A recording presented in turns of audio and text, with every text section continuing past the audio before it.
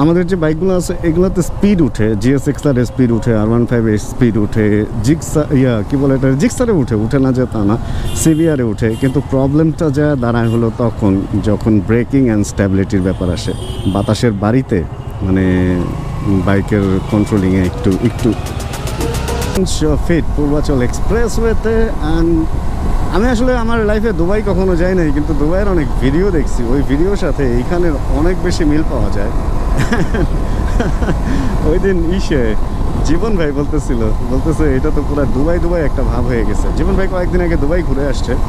আমি বলতেছি ভাই দুবাইয়ের সাথে কি মিলে আসলে? বলতেছে না, দুবাই অনেক বড় পরিসরে, মানে অনেক বেশি আরও, বাট একটা আছে না একটা মিল, ওই যে আমরা মাঝে মধ্যে বলি না মিনি কুয়াকাটা, মিনি বান্দরবন, ওই রকম হালকা পাতলা মিল পাওয়া যায় আর কি। এই হলো ব্যাপার। তবে অনেক সুন্দর।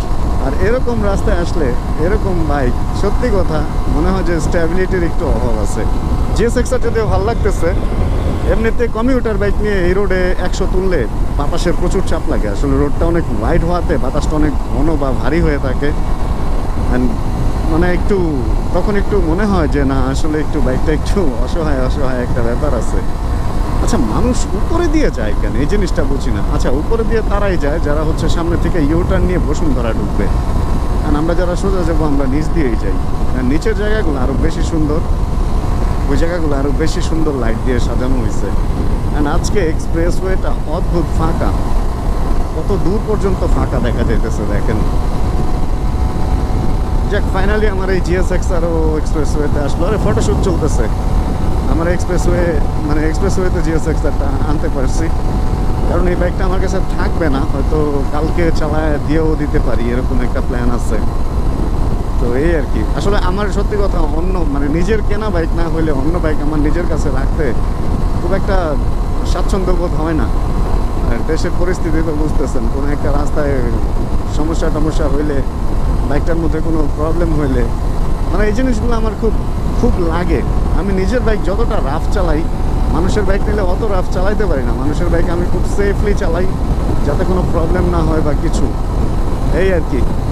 আর ওই ব্যাপারটা নিয়ে প্লিজ আপনারা মাথায় নিয়েন না, বলতেছিলাম যে বাইকারদের এই অবস্থা ওই অবস্থা। আসলে আমাদের বাইকারদের আবার একটু ক্লাসে ফেরত আসা উচিত, ক্লাসিফাই হওয়া উচিত। আমরা বাইকাররা অনেক অনিয়মের মধ্যে ঢুকে গেছি। আগেও করতাম, আগে আসলে ব্যাপারটা অল্প পরিসরে ছিল। একটা এলাকায় বাইক থাকতো 5টা 10টা, আর এখন ওই 5টা 10টা বাইক হয়ে গেছে 200-300 বলতে গেলে। প্রত্যেক বাড়িতে একটা বাইক, গ্রামে যান, নবাবগঞ্জে যান, প্রত্যেক বাড়িতে একটা না 2টা বাইক, আরও বেশিও বাইক থাকে। আমার ভাই সজলের বাইক মনে হয় 4টাও কিছুদিন আগে যায় দেখছিলাম। আর কারে দোষ দিব, আমার নিজেরই তো একাধিক বাইক আমি রাইখা দিই। তো এই হলো অবস্থা। বাইক এখন অনেক হয়ে গেছে, এই জন্য আমাদের একটু সভ্যশান্ত হইতে হবে, কারণ অনেক বড় ইউনিটি হয়ে গেছি আমরা। এই তো। আর বলতে আসছিলাম বাইকের কথা, বইলা দিলাম বাইকিংয়ের কথা, এই হলো ব্যাপার। তবে GSX-R নিয়ে নতুন করে বলার কিছু নাই।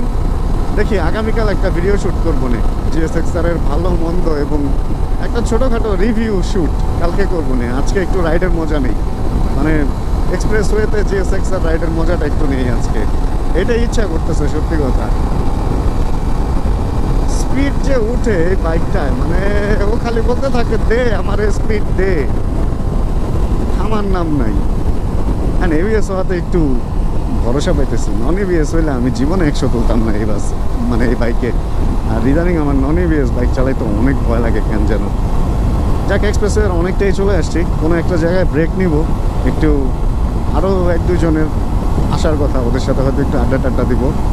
অ্যান্ড তারপরে বাকি অন্যান্য কি হয় না হয় ওটা আপনাদের সাথে শেয়ার করবো নি। বাইক আজকে বাইকের পরিমাণ কম, সময় 10:45।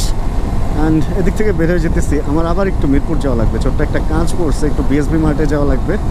অ্যান্ড একটা ট্যুর প্ল্যান হইতেছে, বুঝতেছি না কালকে আসলে কোনো দিকে বের হয়ে যাবো কিনা। আমি চাইতেছি বের হয়ে না যাই, বাট বাকিরা চাইতেছে একটা ট্যুর প্ল্যান হোক, একটা গ্রুপ ট্যুর প্ল্যান। দেখা যাক কী হয় আসলে। যদি ট্যুরে যাই তাহলে এই বাইকটা আজকে রাতে ফেরত দিয়ে দিতে হবে, রাতের মধ্যে একটা ফাইনাল কিছু করতে হবে।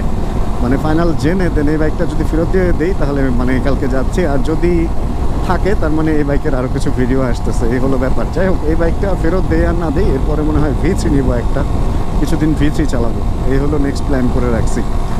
চলেন তাহলে এদিক থেকে আমরা শহরে